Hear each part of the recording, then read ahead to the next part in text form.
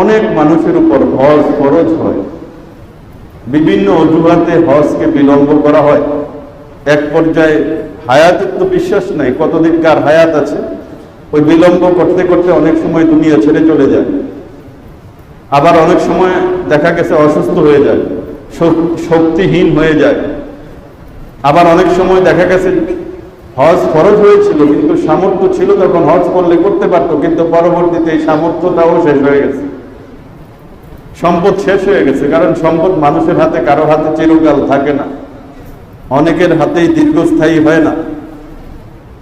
কিন্তু ওই যে হজ ফরজ হয়েছিল সেটা তো ফরজ থেকেই যায়। তো বিভিন্ন কারণে হজকে ছেড়ে দেওয়া হয়, হজটা করা হয় না। তো আমাদের এরকম অনেক অবস্থা আছে যে আমাদের আত্মীয় স্বজনদের মধ্য থেকে অনেকেই, তাদের উপর হজ ফরজ ছিল, বাবা মা, স্ত্রী, স্বামী, ভাই, বন্ধু, আত্মীয় স্বজনদের মধ্যে প্রিয়জন, যাদের উপর হজ ফরজ ছিল, কোনো কারণে হজ করে নাই, দুনিয়া ছেড়ে চলে গেছে। কিন্তু এই হজ ফরজ যে হয়েছিল তাদের উপর, এই ফরজিয়ত তরক করে কবিরা গুনাহ করে জাহান্নামের উপযোগী হয়ে সে দুনিয়া ছেড়ে চলে গেছে। আবার অনেকে এখনো আছে দুনিয়াতে, দুনিয়া থেকে বিদায় গ্রহণ করে নাই, কিন্তু হজ করার শক্তি নাই, এক সময় ছিল, এরকমও অনেকে আছে। আবার অনেকে আছে শক্তি আছে, পয়সাও আছে, কিন্তু এই বিলম্বর অবস্থার মধ্যে আছে, দেরি করার অবস্থার মধ্যে আছে। তো যারা জীবদ্দশায় রয়েছে, হজের সামর্থ্য আছে, তারা অনতিবিলম্বে কোনো ধরনের দেরি না করে সামনের ধাপে, সামনে যে হজ আসতেছে সেখানে অংশগ্রহণ করার চেষ্টা করা, এখনকার থেকেই চেষ্টা করা, এখনকার থেকে হজের তৈরি গ্রহণ করা এবং যত দ্রুত সম্ভব হজটা ছেড়ে ফেলে। আর যারা দুনিয়া ছেড়ে চলে গেছে অথবা দুনিয়াতে আছে এখন আর শক্তি নাই অথবা সামর্থ্য নাই, আর্থিক সঙ্গতি নাই অথবা শারীরিক সঙ্গতি নাই, আছে দুনিয়াতে অথবা নাই দুনিয়াতে, তো তাদেরকেও এই কবিরা গুনাহমুক্ত করা, তাদের জিম্মা থেকে হজটাকে আদায় করে দেওয়ার ব্যবস্থা করা, এটা যারা নিকটতম আত্মীয় রয়েছে, যারা কাছের মানুষ রয়েছেন, তাদের উপর কর্তব্য এটা। এক মহিলা আল্লাহ পাকের রাসূলের কাছে এসে আরজ করলেন, এক সাহাবিয়া, মহিলা সাহাবী রাদিয়াল্লাহু তাআলা আনহা। তিনি জিজ্ঞেস করলেন আল্লাহ রাসূলকে, ইয়া রাসূলুল্লাহ, আমার বাবা তো অত্যন্ত বৃদ্ধ, উঠতে পারে না, সফর করতে পারে না, শারীরিক দুর্বলতা, আমি কি তার তরফ থেকে হজ করে দিব? আল্লাহ রাসূল বললেন যে করে দাও, তার তরফ থেকে হজ করো। আরেক রিওয়ায়াতের মধ্যে আছে যে এক সাহাবী আল্লাহ পাকের রাসূলের কাছে এসে জিজ্ঞেস করলেন, ইয়া রাসূলুল্লাহ, আমার বাবা বৃদ্ধ, দুর্বল, হজ করার শক্তি নাই, আমি কি তার তরফ থেকে হজ করতে পারবো? আমি তার তরফ থেকে হজ করলে আদায় হবে? আল্লাহ রাসূল বললেন, তোমার বাবা যদি কারো কাছে ঋণী থাকতেন, তুমি যদি তার পক্ষ থেকে ওই ঋণটা আদায় করে দিতে, তো ঋণটা আদায় হইতো না? সাহাবী বললেন, ইয়া রাসূলুল্লাহ, অবশ্যই আদায় হইতো। তো হজটা হইল আল্লাহ পাকের ঋণ, আল্লাহ পাক বান্দার কাছে পাও না। তো আল্লাহ পাক অনেক দয়ালু, আল্লাহ পাকের ঋণটা যদি কেউ তার বাবার পক্ষ থেকে, মায়ের পক্ষ থেকে, আত্মীয়র পক্ষ থেকে, প্রিয়জনের পক্ষ থেকে আদায় করে দেয়, অর্থাৎ হজটা করে দেয়, তো এটাও আল্লাহ পাক কবুল করবেন, এটাও আল্লাহ পাক কি করবেন? কবুল করবেন। রাসূল পাক সাল্লাল্লাহু আলাইহি ওয়াসাল্লাম ইরশাদ করেন, বদলি হজ করার দ্বারা কারো তরফ থেকে বদলি হজ, তার পরিবর্তে হজ যেটা চাইছেন আত্মীয় বা সেই লোক মৃত হোক অথবা জীবিত হোক, জীবিত থাকলে অবশ্যই তার সামর্থ্য না থাকতে হবে, সামর্থ্য থাকলে তো স্বয়ং নিজেই যেতে হবে, অথবা জীবিত হোক, তার পক্ষ থেকে যদি হজ আদায় করা হয়, তিনজন ব্যক্তির জন্য, তিন শ্রেণীর মানুষের জন্য জান্নাতে যাওয়ার ব্যবস্থা হয়। যে যার পক্ষ থেকে হজ করা হয় সে জান্নাতের উপযোগী হয়, যে বদলি হজটা করে দেয় সেও জান্নাতের উপযোগী হয়। এবং ওয়ারিসান, যারা তার মৃত ব্যক্তির জন্য যার উপর হজ ফরজ ছিল তার পক্ষ থেকে যারা হজ আদায় করানোর ব্যবস্থা করে দেয়, অর্থাৎ টাকা পয়সার ব্যবস্থা করে দেয়, সেই ওয়ারিসানদের জন্য জান্নাতের উপযুক্ত, সেই ওয়ারিসানরাও জান্নাতের উপযুক্ত হয়। অন্য হাদিসের মধ্যে রাসূল বলেন, ওই আত্মীয়র জন্য, যে আত্মীয়র জন্য কেউ হজের ব্যবস্থা করে দেয়, যে আত্মীয়র জন্য কোনো আত্মীয় হজের ব্যবস্থা করে দেয়, এই আত্মীয়র সাথে আত্মীয়তার সম্পর্ক যে রক্ষা হয়, এমন সুন্দর আত্মীয়তার সম্পর্ক রক্ষা করা আর কোনো ক্ষেত্রে নাই। অর্থাৎ আত্মীয়র জন্য যদি আত্মীয়, ছেলে যদি বাবার জন্য, ছেলে যদি মায়ের জন্য, ছেলে যদি কেউ যদি অন্য কোনো আত্মীয়র জন্য হজের ব্যবস্থা করে দেয়, তো এই যে আত্মীয়তার খাতিরে হজের ব্যবস্থাটা করে দিল, এই যে আত্মীয়তার সম্পর্কটা রক্ষা করলো, এর চেয়ে উত্তম আত্মীয়তার সম্পর্ক রক্ষা করার বিষয় আর নাই।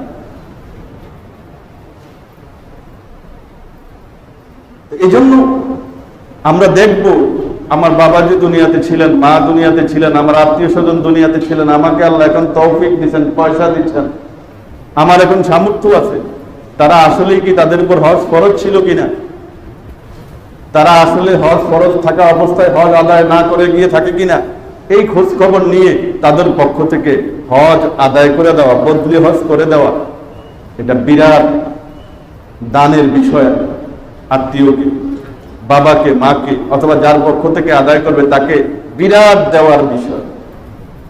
এবং এটার দ্বারা যে করবে সেও সওয়াবের অধিকারী হয়ে যাবে, সেও জান্নাতের অধিকারী হয়ে যাবে। বাবাকে ঋণ মুক্ত করে দেওয়া, বাবাকে কবিরা গুনাহ মুক্ত করে দেওয়া, প্রিয়জনকে কবিরা গুনাহ মুক্ত করে দেওয়া, প্রিয়জনকে জাহান্নামের উপযোগী হওয়ার থেকে মুক্ত করে দেওয়া, এটা বহুত বড় দানের বিষয়। তারা সরাসরি এই সওয়াব পেয়ে যাবে।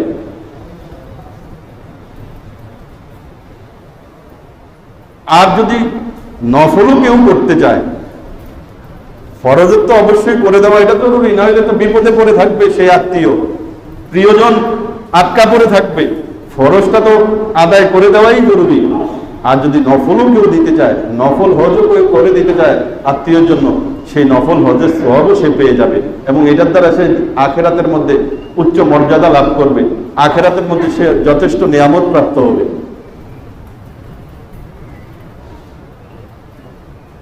মানুষ দুনিয়াতে মৃত আত্মীয়র জন্য নফল দান করো, দোয়া করো, ক্ষমা প্রার্থনা করো, কোরবানি করো, অথবা অন্য যে কোনো মাধ্যমে সওয়াব পাঠাক প্রিয় আত্মীয়জনের জন্য, সেগুলো সরাসরি তারা পেয়ে যায়। আল্লাহ পাক আমাদেরকে, যাদের উপর কোরবানি হজ ফরজ হয়েছে, তাদের সবাইকে হজ করা, এই হজ পালনের গুরুত্ব অন্তরের মধ্যে নেওয়ার, এবং অতি শীঘ্রই এবং সামনের ধাপেই যেন হজ পালন করার তৌফিক আল্লাহ পাক আমাদেরকে দান করেন। এবং এই নিজের প্রিয়জনদের মধ্য থেকে কারো যদি হজের ফরজিয়ত, হজ আদায় করা তাদের বাকি থেকে থাকে, চাই তারা দুনিয়াতে থাকুক অথবা না থাকুক, তাদের পক্ষ থেকেও আদায় করার তৌফিক দান করেন। আর হজ এমনই একটা ইবাদত, আমরা আগেও আলোচনা করেছি, যে ব্যক্তি গুনাহীন, অশ্লীলতাহীন, পবিত্র ভাবে, পবিত্র সফরে, গুনাহ থেকে পবিত্র থেকে, অশ্লীলতার থেকে পবিত্র থেকে হজ করবে, এই হজের বদলা হলো জান্নাত। এই হজের দ্বারা তার সকল গুনাহ মাফ হয়ে যাবে। সে যেদিন ভূমিষ্ঠ লাভ করেছে, সে যেদিন দুনিয়াতে এসেছে, সেই দিন যেরকম সে পবিত্র ছিল গুনাহ থেকে, হজ থেকে ফিরে আসার পর সেই রকম পবিত্র হয়ে যাবে। তাছাড়া হজের দ্বারা আল্লাহ পাক দুনিয়ার সম্পদও বাড়ায় দেয়।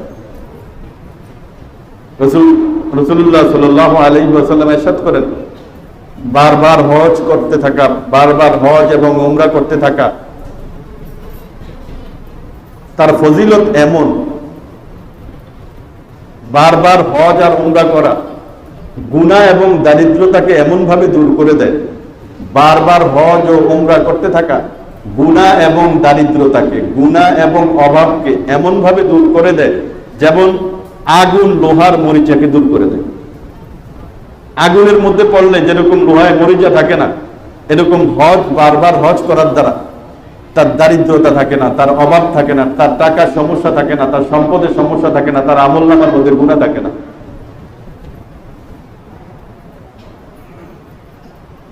এজন্য আর্থিক ইবাদতটা এটা গুরুত্বপূর্ণ ইবাদত, যাদেরকে আল্লাহ পাক অর্থ দিয়েছেন, এটার দ্বারা দুনিয়াও বাড়ে। এমনিভাবে কোরবানির বিষয়টাও, এটাও একটা আর্থিক ইবাদত।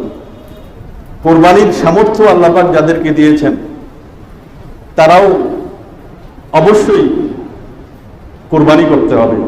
আমরা গত সপ্তাহে আলোচনা করেছি, কোরবানি খুব সহজে মানুষের উপর ফরজ হয়ে যায়। জিলহজ মাসের 10, 11, 12 তারিখের মধ্যে 10 তারিখ ফজর থেকে নিয়ে শবে সাদেক উদয় হওয়া থেকে নিয়ে 12 তারিখ সূর্যাস্ত পর্যন্ত এই সময়টার মধ্যে যদি কারো কাছে 52.5 ভরি রূপা অথবা 7.5 ভরি স্বর্ণের দাম থাকে, আর এই দামটা এইভাবে নির্ণয় করবে, নগদ অর্থ, ব্যবসায়িক পণ্য, ঘরের মধ্যে অতিরিক্ত সামানা, অতিরিক্ত আসবাবপত্র যেগুলো সবসময় ব্যবহার হয় না, খালি ঘর, এমন ভাড়ার ঘর যেটার ভাড়ার উপর ফ্যামিলি নির্ভর করে না, এই ধরনের সবগুলো হিসাব করে যদি দেখে 52.5 কোটি রূপার দাম হয়ে গেছে, তো তার উপর হজ ফরজ হয়ে যাবে। তো এইভাবে যদি হিসাব করা হয় অনেক মানুষের উপর হজ ফরজ হবে, কি বলে কোরবানি ফরজ হবে, হজ না। এইভাবে হিসাব করে 52.5 কোটি রূপার দাম যদি কারো কাছে থাকে, তো তার উপর এই 3 দিনের মধ্যে যদি কারো কাছে থাকে 10, 11, 12 জিলহজ, তো তার উপর অবশ্যই কোরবানি ফরজ হয়ে যাবে, তাকে কোরবানি করতে হবে। না করলে অনেক বড় গুনাহগার হবে সে। আল্লাহ রাসূল ধমক দিয়েছেন এই ধরনের লোকেরা সামর্থ্য থাকা সত্ত্বেও যারা কোরবানি না করে তারা যেন ঈদগাহে না আসে, তারা যেন ঈদগাহে না আসে। আল্লাহ রাসূল বলেছেন, মা আমিলা ইবনু আদম মিন আমালি ইয়াউমিন নাহরি আহাব্বু ইলাল্লাহি মিন ইহরাকিদ দাম। আদম সন্তান ঈদের দিন যত আমল করে সবচাইতে বেশি প্রিয় আল্লাহ পাকের নিকট যে আমলটা, সেই আমলটা হলো কোরবানির পশুর রক্ত প্রবাহিত করা, কোরবানি করা। কোরবানি করা ওই কোরবানির দিনে সবচাইতে প্রিয় আমল আল্লাহ পাকের নিকটে। ওয়া ইন্নাহু লা ইয়াতি ইয়াউমাল কিয়ামা বিকুরুনিহা ওয়া আসআরিহা ওয়া আজলাফিহা। কেন এই কোরবানির পশু, কোরবানির কাল কিয়ামতের দিন তার পশম, তার খুর, তার শিং সহ আমল পরিমাপের পাল্লার কাছে উপস্থিত হয়।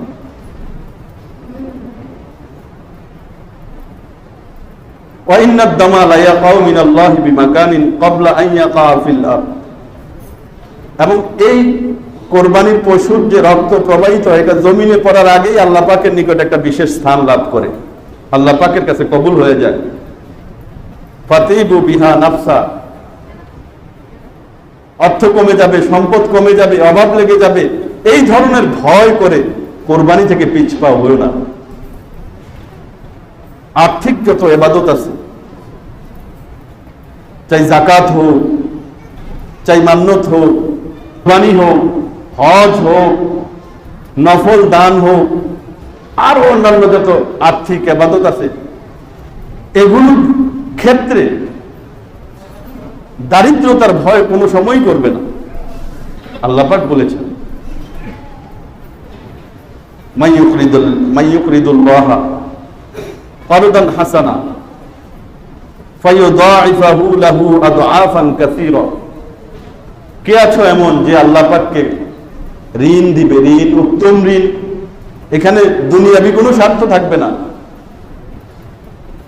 কে আছো আল্লাহ পাককে উত্তম ঋণ দিবে, ঋণ দিবে, উত্তম ঋণ।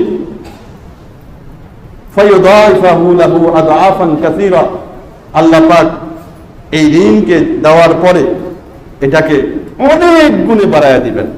আদআফান ফায়ুদাইফাহু আদআফান কাসীরা, অনেক গুণ বাড়ায়া দিবেন।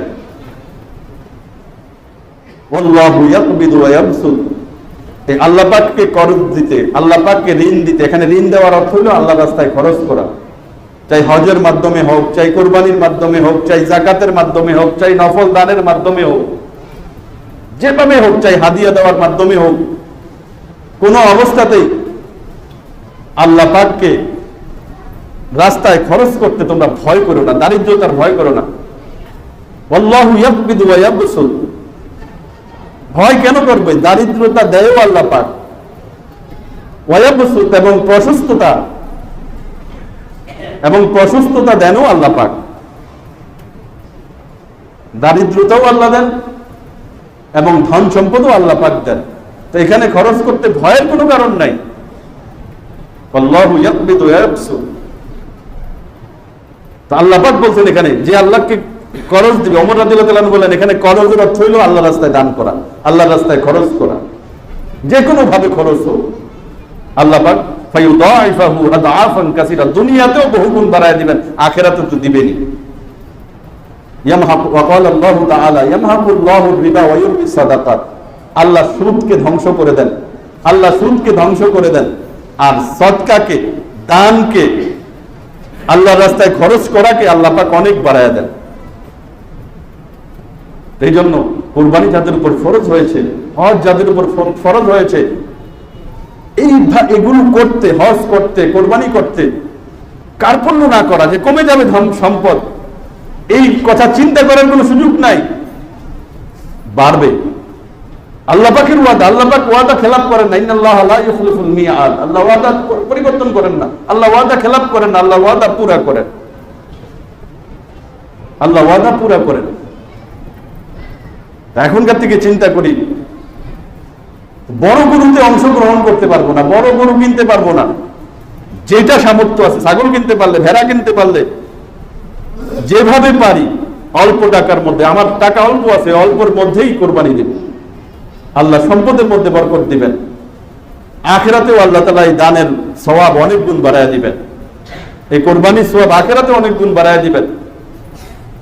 এবং এই কোরবানির সওয়াব অনেক বেশি, প্রত্যেকটা পশমের বিনিময়। সাহাবায়ে কেরাম জিজ্ঞেস করলেন, ইয়া রাসূলুল্লাহ, কোরবানিটা কি? আল্লাহ রাসূল বলেন, এটা তোমাদের পিতা ইব্রাহিম আলাইহিস সালামের সুন্নাত, তা আমাদের এটাতে কি সওয়াব হবে? প্রত্যেকটা পশমের বিনিময়ে একটা নেকি লেখা হবে। তো বেশি পশম যে পশু, সেগুলোর ক্ষেত্রে বেশি পশম যে পশুর গায়ে আছে, সেগুলোর মধ্যেও প্রত্যেকটা পশমের বিনিময়ে একটা করে সওয়াব লেখা হবে। তো আল্লাহ পাক আমাদের যাদেরকে কোরবানি করার সামর্থ্য দিয়েছেন, চিন্তা করব, হিসাব করে আমরা সামর্থ্য অনুযায়ী অল্প টাকার মধ্যে হলেও কোরবানি দিব। আল্লাহ দুনিয়াতেও বাড়াবেন, আখিরাতেও বাড়াবেন, এবং আল্লাহ পাক দুনিয়াতেও সম্মান দিবেন, আখিরাতেও সম্মান দিবেন। যেমনটা ইব্রাহিম আলাইহিস সালামকে দিয়েছেন, তার ফ্যামিলিকে দিয়েছেন।